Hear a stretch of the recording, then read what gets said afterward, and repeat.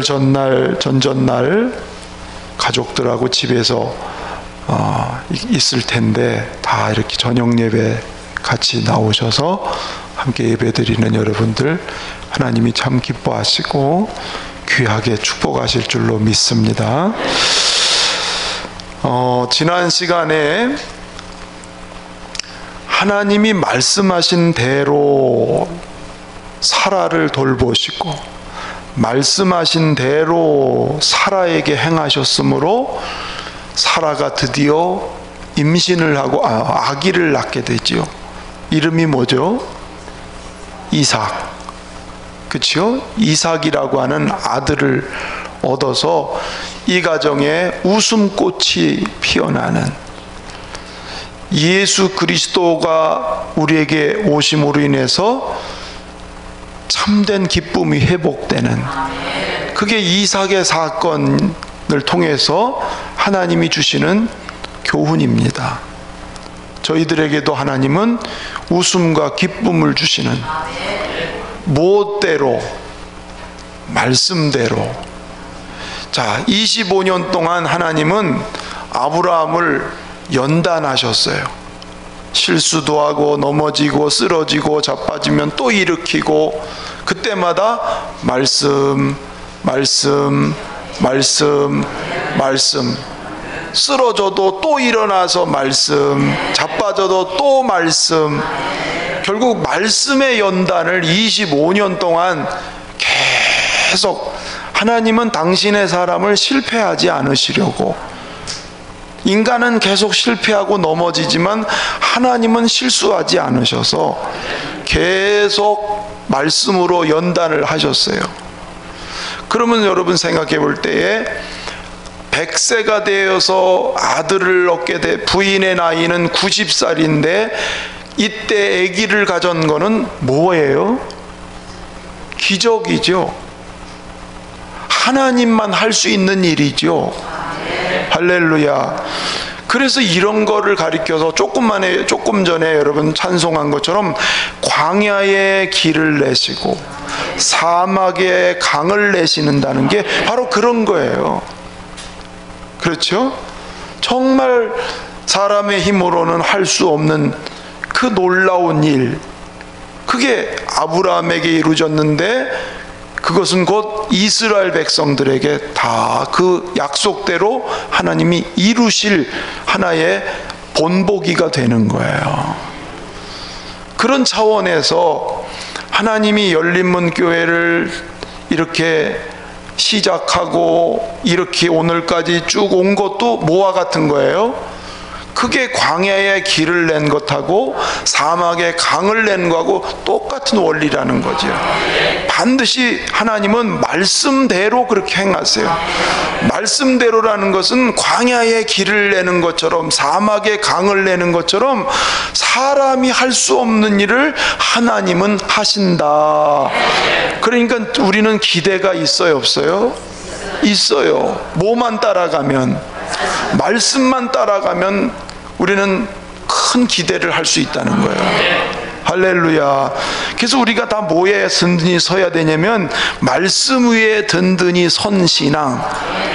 그러기 전까지 계속 하나님 우리를 연단하세요. 연단. 계속 말씀 위에 서야 드디어 하나님이 그 위에 약속을, 강을 내든 길을 내든 약속을 이루세요. 말씀의 연단을 통해서. 아멘. 그래요. 사람마다 다 다르겠지만 다윗도 십수년 동안 이 말씀 연단을 받고 전부 다 하나님 말씀 연단을 시킨 뒤에 강을 내고 길을 내시는, 그렇지 않으면 자기 기분 따라 감정 따라 자기 마음대로 막 가요. 하나님의 뜻을 이룰 수가 없어요.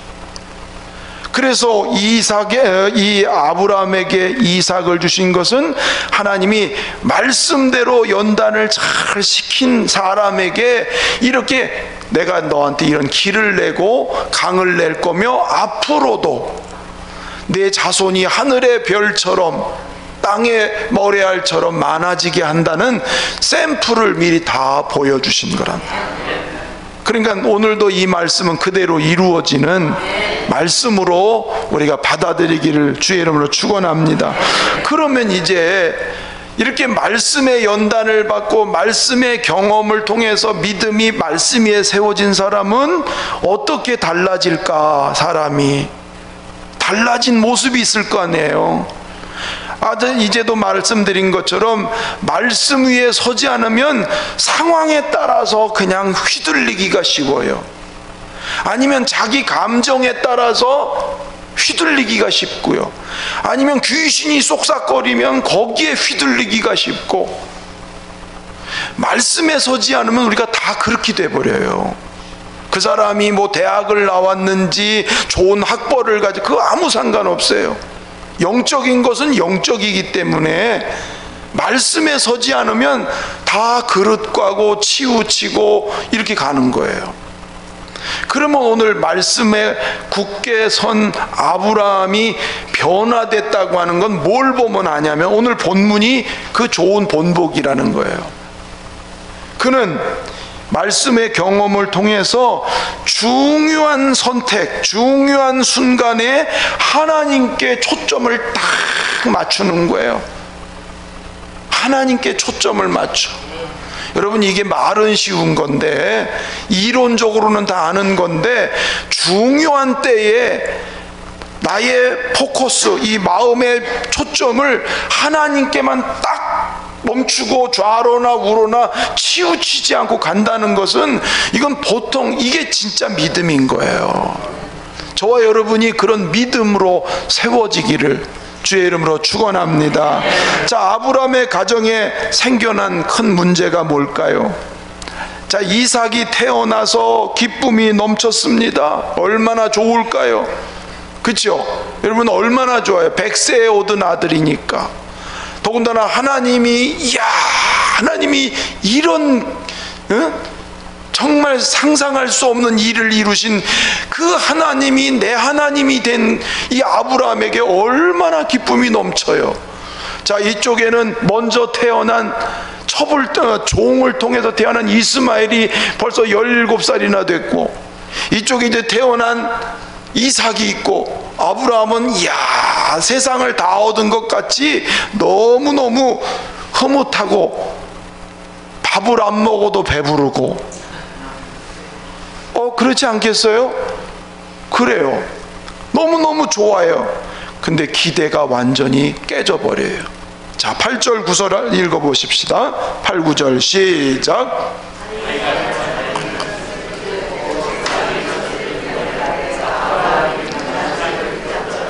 사라가 본즉 아브라함의 아들 애굽 여인 하갈의 아들이 이삭을 놀리는지라. 자, 유대인들이 이 당시에는 보통 젖을 때는 나이가 3살이에요. 3살 때 젖을 때. 옛날에는 젖을 오래 먹였잖아요. 제가 어떤 분의 얘기를 들어보니까 자기 애를 8살까지 젖을 먹였다는 분도 있더라고. 먹을 게 없어서 그렇겠죠, 그때는. 하여튼 보통 3살까지 젖을 먹인대요. 예? 자, 그때 나이, 이스마엘의 나이는 17살이에요. 몇 살 칭하죠요? 빨리 계산하세요. 17살에 3살이에요. 14살 차이 나는, 13 내지 14살 차이가 나는 거예요. 그런데 이스마엘이 자기가 이제 먼저 태어났잖아요. 여종을 통해서 태어났지만 자기가 형이란 말이야. 근데 이제 3살 된 저 때자마자 이삭, 아브라함이 잔치를 벌이고 좋아했던 그 이삭이 이스마엘에 의해서 막 놀림을 당하고 희롱을 당하고 비웃음거리가 되고, 막 17살이니까 조그만 꼬마 놀려먹기가 얼마나 좋아요. 여기에 놀렸다고 하는 말은 이게 뭘 의미하냐면, 이스마엘을 이렇게 괴롭히고, 이삭을 괴롭히고, 이삭을 비웃고, 이삭을 핍박했다, 그런 뜻이란 말이야 이게. 그럼 아브라함이 기대했던 가정의 기쁨이 여러분 이어질 수 있을까요? 가정의 기쁨이 그렇게 생기질 않아요. 여러분, 이 이스마엘은 왜 이삭을 이렇게 핍박을 하고 놀렸냐면 마음의 시기와 질투가 마음속에서 싹 나오는 거예요. 이삭이 태어나기 전까지는 아버지 사랑을 자기가 다 독차지했어요. 그렇죠? 또 잘 나가면 아버지의 유업을 상속받는 상속자 역할을 내가 하는 건데, 이삭이 태어나자마자 이제 이제는 꼬다는 보리짝처럼 관심의 대상에서부터 멀어지기 시작하는 거예요. 그러니까 지금까지 아버지가 자기를 대하는 태도가 이제는 자기에게서 이삭에게로 돌아가니까, 그때부터 17살 형이 3살짜리 이삭을 막 괴롭히고 놀리고, 보는 사람 없으면 한 대 때리고, 그래요 안 그래요? 사람의 시기와 질투는 무섭습니다. 예, 이게 형제 싸움, 가정 불화, 민족 전쟁 다 들어가 보면 시기, 질투 여기서 생겨나는 거예요. 이스마엘의 불만이 다 누구한테로 가요? 이삭에게로 다 가는 겁니다.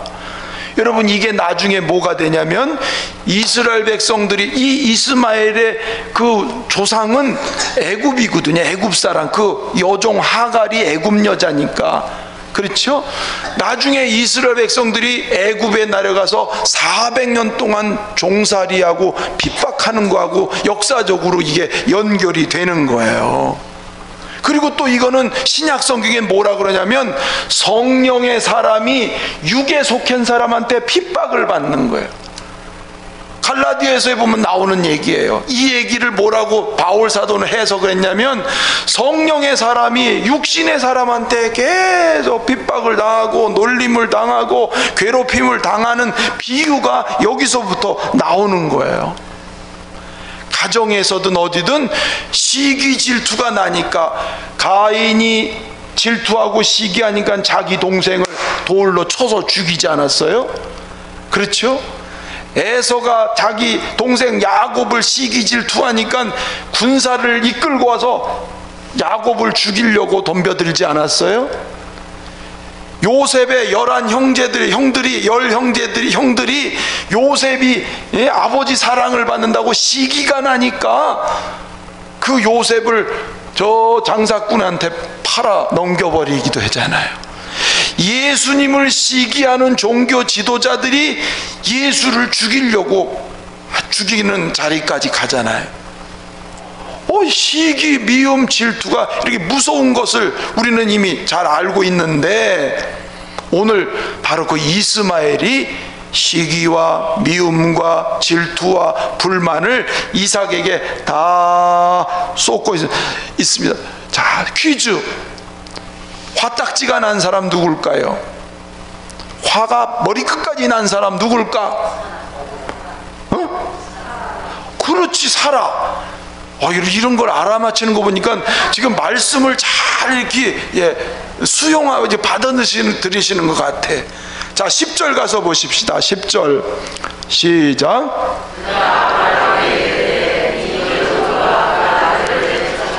이 종의 아들은 내 아들 이삭과 함께 기업을 얻지 못하리라 하므로. 여기는 누구죠? 그가 누구냐면 사라가 지금 그 꼴을 자꾸 봤어요. 이스마엘이 막 괴롭히고 하는 걸 다 봤단 말이에요. 그러니까 아브라함에게 쫓아가서 이 여종하고 이 아들 이스마엘을 내쫓으라, 권리며 관계며 완전히 끊어버려라, 이렇게 자기 남편한테 가서 지금 얘기를 지금 하고 있는 겁니다. 끊어버리라는 거예요. 이 종의 아들은 우리 아들과 유업을 같이 받을 수가 없다, 상속자가 될 수가 없다. 그러면서 사라가 화가 나가지고 말이지, 당장 내쫓으라고. 자, 이때 또 고민된 사람이 누굴까요? 아브라함이 왜 고민됐을까요? 자, 나옵니다. 11절 가서 보십시다. 11절 시작. 아들로 말미암아 그 일이 매우 근심이 되었습니다. 그렇죠. 17년 동안 아이고 내 아들, 아이고 내 아들. 17년 동안 얼마나 큰 정이 들고 깊은 정이 들었어요. 그 부성애 때문에 얼마나 근심이 된 거예요. 자기 부인 사라는 내쫓으라 그러지.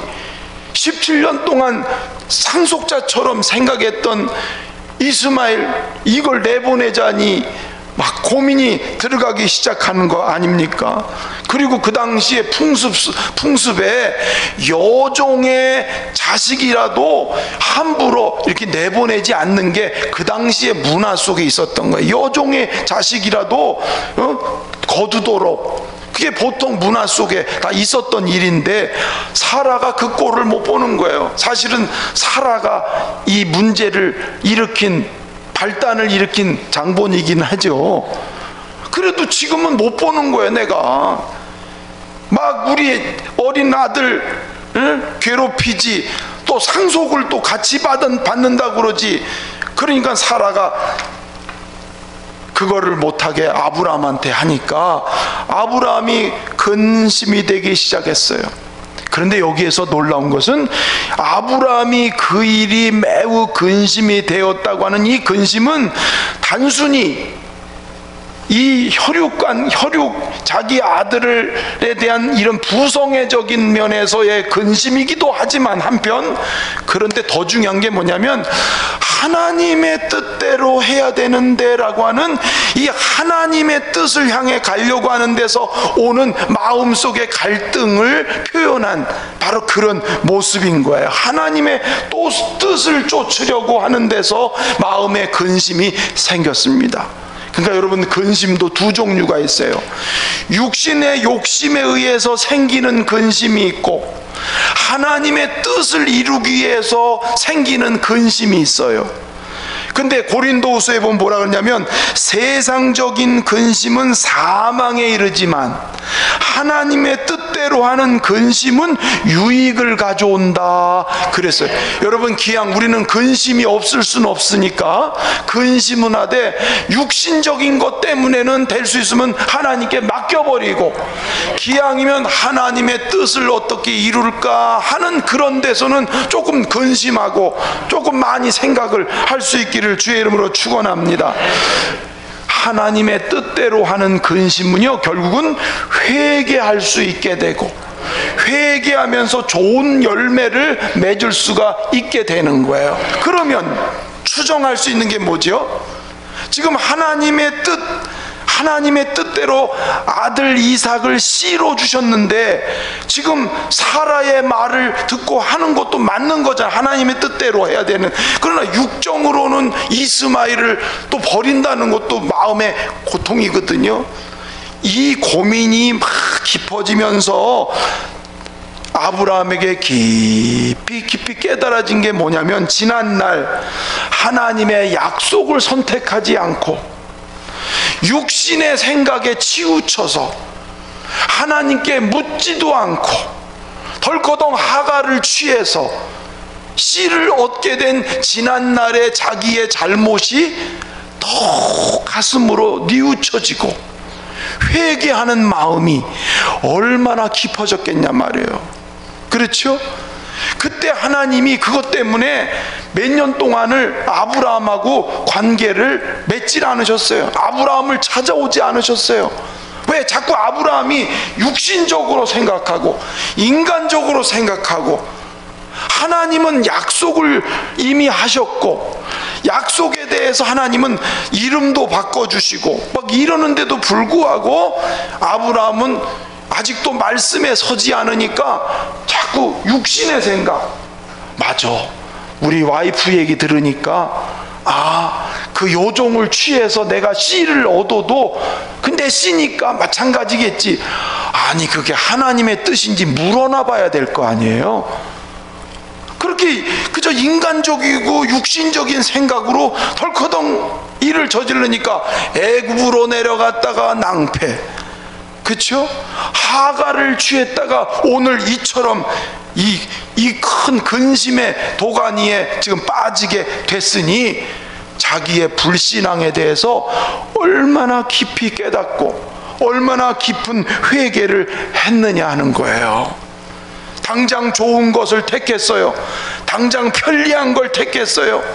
당장 하기 좋은 거를 택했는데 순간은 좋았지만 결과적으로는 근심과 걱정을 할 수밖에 없는 가정의 갈등, 가정의 큰 불화의 요인이 바로 거기서부터 시작됐다는 것을 아브라함은 철저히 깨닫는 거예요. 이런 철저한 깨달음이 있으니까 이제 아브라함은 지금부터는 어떻게 결정하냐면 육신적인 생각으로 결정을 안 하는 거예요. 하나님의 뜻에 맞으면 육신적인 생각을 탁 내려놓고 그걸 결정할 수 있는 믿음의 사람으로 오늘 세워집니다. 자, 이렇게 근심할 때에 하나님이 아브라함에게 개입하시는, 오늘 꿈으로 개입하시는 모습이 나와요. 12절 말씀 가서 보겠습니다. 12절, 자 시작.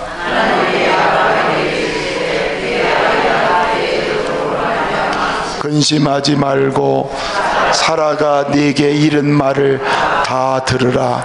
이삭에게서 나는 자라야 내 씨라 부를 것임이니라. 여러분, 이 얘기는 전에도 이미 하신 말씀이지요.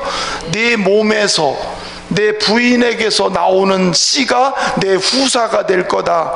이미 전에 하신 말씀을 다시 한번 오늘 꿈에 아브라함에게 이 말을 계시하시면서 사라가 내게 한 말을 들으라. 결국 그 말은 뭐예요? 이스마엘과 그 여종은 내보내라, 그런 말씀이잖아요. 함께 그 약속을 받을 수가 없다. 상속자가 함께 될 수는 없다. 이렇게 하나님이 교통정리를 쫙 해주시는 거예요. 안 된다. 그 대신 하나님이 이 이스마엘에 대해서도 약속을 하세요. 자, 13절 읽어보실까요? 13절 시작.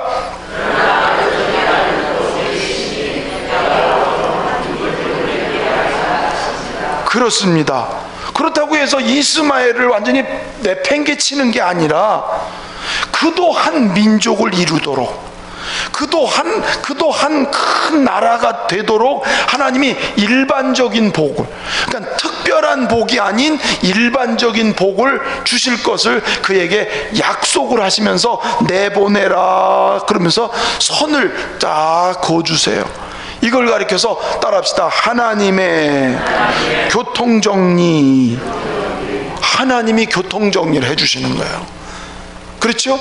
만약에 이렇게 되지 않으면 아브라함이 여기서 자칫하면 엉키고 꼬이고 뒤죽박죽 이 가정 안에 어떤 어렵고 힘든 문제가 닥칠는지 알 수가 없어요. 하나님이 그날 밤에 나타나셔서 교통경찰관이 교통정리 해주듯이 하나님이 오늘 아브라함에게 그는 내보내라. 내가 그도 또 한 민족을 이루게 하고 너는 이 이삭 사라의 몸에서 낸 씨만 내 후사가 되게 하리라 라고 하나님이 교통정리를 쭉 해주세요. 여러분, 하나님이 우리 인생의 문제를 정리를 해주시도록, 정리하도록 하나님이 도와주시는, 할렐루야. 그렇지 않으면 우리는 이 인간의 작은 머리로 오히려 인간의 방법으로 뭘 해본다고 하는 게 더 꼬이고 더 악순환으로, 인간이 해보려고 하는 문제들이 오히려 더 어려움을 가져다 줄 수가 있거든요. 오늘 그러나 하나님이 아브라함에게 이렇게 찾아오셔서 정리를 쫙 해주시는 거예요. 여러분, 열린문 교회를 제가 가만히 이렇게 두고두고 묵상하게 되잖아요. 그러면 하나님이 교통정리를 이렇게 해주시는구나. 예? 성령의 감동에 의해서 저편으로 가라. 예? 그래서 하나님이 교통정리를 쫙 해주시니까 여러분 이렇게 하나님이 안정되게 하나님의 교회를 새롭게 일을 하도록 하나님 진행시켜 주시잖아요. 이걸 사람이 해결하려고 보세요. 어떤 분이 그랬거든요. 그때 한참 막 요란할 때 법적으로 가면 이길 수 있습니다. 저한테 어느 목사님도 그러셨어요. 법적으로 가면 반드시 이기니까 끝까지 하라고. 나한테 그러시더라고. 에? 근데 어떤 목사님은 다 내려놔. 그래서 저는 다 내려놓는 쪽으로 택했어요. 싸우기가 싫어요. 원래 싸우는 기질도 없지만 싸우는 것 자체가 하나님의 뜻에 맞지도 않고, 그래서 나는 다 내려놓는 쪽으로 택했는데 하나님은 교통정리를 이렇게 해놓으시는 걸 이걸 어떻게 내가 할 수 있겠어요? 하나님이 하시니까 돼요. 만일 사람의 방법을 동원했다면 아마 더 복잡하고 더 요란하고 더 무섭고 더 힘든 일이, 영도 몸도 다 무너지는 아마 그런 일이 생길 거예요. 하나님이 가장 선하게 정리를 해주시니까, 할렐루야. 그래서 하나님이 이렇게 성령으로 이끌어 가신다라고 하는 것을 두고두고 감사하고, 그래서 더더욱 하나님에 대한 기대가 넘친다는 걸 여러분께 말씀을 드리는 거야. 자, 그러니 이제 하나님의 이런 말씀을 들으니까 그동안도 말씀에 의해서 연단을 받았던 아브라함이 이제 볼 것도 없는 거잖아요. 그래서 14절 가서 보실까요? 14절. 자, 시작.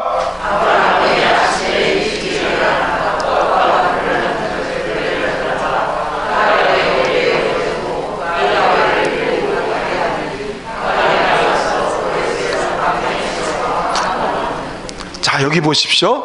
아브라함이 아침에 일찍, 그 전날 밤에 하나님이 말씀한 소리를 탁 들었던 아브라함은 이제 그동안에 고민하고 근심했을 거란 말이에요. 이 육신적으로 이 이스마엘, 이 이스마엘도 귀하잖아요. 이 이스마엘에 대한 생각이 얼마나 많겠어요. 인간적으로 이걸 거두어야 된다는 인간적인 게, 또 당시 문화 속에, 풍습 속에 이게 당연히 거둬야 된다고 하는 생각이 왜 갈등이 없었겠어요? 그렇죠? 그런데 하나님의 말씀을 듣고 마음이 탁 정해져 가지고는요, 단번에, 그러니까 아침에 일찍 일어나는 거예요. 요 다음에 무슨 장면이 나오죠? 번제로 이삭을 드리라고 할 때도 아침에 일찍 일어났다는 것은 다 뭘 의미하냐면, 아브라함이 결단하고 하나님의 뜻에 초점을 맞추었다. 하나님이 원하는 방향으로 그가 뜻을 정하고 그 길을 걸어간다는 걸 단면적으로 잘 보여주고 있는 거예요.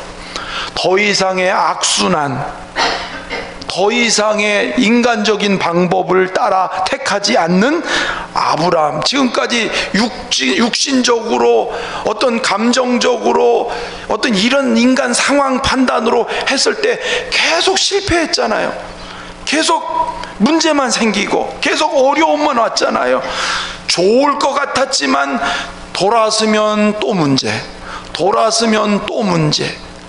이제 아브라함이 25년 동안 그 연단을 받은 오늘은 더 이상 그 악순환의 고리에 매이질 않고 하나님의 뜻에 마음을 딱 정하고, 17년 동안 키워온 아들이지만 여기서 네 갈 길을 가라, 여기서 물 한 가죽 부대만 줬다고 성경에 여기 써 있지만은 사실은 이 안에는 그가 어느 만큼 살 만큼 주어서 아브라함이 그를 내보내는 거예요. 물론 하나님의 약속이 있기 때문에 이도 한 민족이 되게 하리라, 아라비아를 중심으로 해서 한 민족을 이루게 하는 하나님의 그 일반적인 약속이 있으니까 단번에 그를 내보내고 오직 하나님이 원하는 이삭만을 자기의 후사로 택하는 결단을 이렇게 하는 거예요. 말씀에 의지해서 그는 하나님의 손에 다 이제 내어 맡기고, 그렇죠? 그래서 17절 이하에 가보면은 하나님이 하갈과 이스마엘을 하나님께서 그에게 찾아오셔서 말씀하는 장면이 그 뒤에 나오는데 오늘 그 얘기까지는 하지 않습니다. 힘들어도 오늘 아브라함은 육정이나 인정보다 뭘 택했다고요? 하나님의 뜻, 하나님의 말씀, 아멘, 이것을 초점을 맞춰서 걸어가는 사람으로.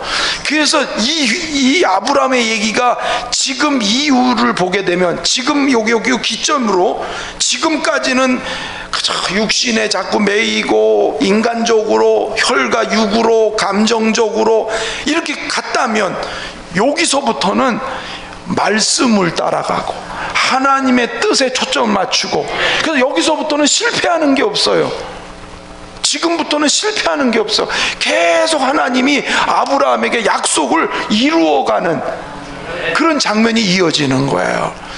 이것 때문에 하나님은 25년 동안 아브라함을 말씀의 훈련을 계속 시켜가면서 그로 하여금 말씀 위에 굳게 서서 무슨 결정을 하든지 무슨 판단을 하든지 하나님께 초점을 맞추는 이런 삶을 통해서 하나님은 그에게 언약이 그에게 다 이루어져 가도록, 드디어 하나님이 언약을 그런 유업으로 누리게 되는 그런 사람으로 견고하게 세워진다. 이게 무슨 모습이라는 거예요? 지금 아브라함이 달라진 모습이 여기 있다는 거예요. 자, 비교가 되십니까? 이전의 모습하고 지금 모습하고 비교가 되세요? 그렇대죠. 그렇죠? 오늘 우리의 믿음은 어느 쪽에 서 있습니까? 나는 하나님을 따라간다고 하면서, 말씀을 따라간다고 하면서 어떤 중요한 순간이 올 때 자꾸 인간적인 생각, 육신적인 판단, 상황적인 거, 여기에 초점을 맞춥니까? 하나님이 말씀으로 명령한 이쪽에 내가 초점을 맞춰서 걸어갑니까? 여러분 스스로 한번 나를 한번 보세요. 나를 한번 살펴봐 보세요. 나는 지금 어떤 쪽을 향해서 가는가? 그래서 우리의 믿음이, 우리 열린문교회에 속해 있는 성도들의 믿음이, 저는 그래도 여기 중간이라고 그러면 말씀 쪽으로 가는 분들이 많다. 어떻게 제가 좀 잘못된 판단인가요? 아닌 것 같아. 이게 하나님 말씀을 보고 따라가는 이쪽이 많을까요? 육신적으로 따라가는 사람이 많을까요? 그래도 우린 이쪽이 많아요? 할렐루야네. 우리 교회는 그렇습니다. 근데 이것이 여러분 개인의 삶 속에도, 우리가 신앙생활이라는 건 다른 거 아닙니다. 바로 하나님의 말씀이 떨어질 때에 그 말씀에 의해서 우리는 그 길을 좌로나 우로나 치우치지 않고 가는 것. 그때 하나님은 말씀대로 길을 여시고 말씀대로 채우시고 말씀대로 복을 주시는 그런 역사가 일어날 줄로 믿습니다.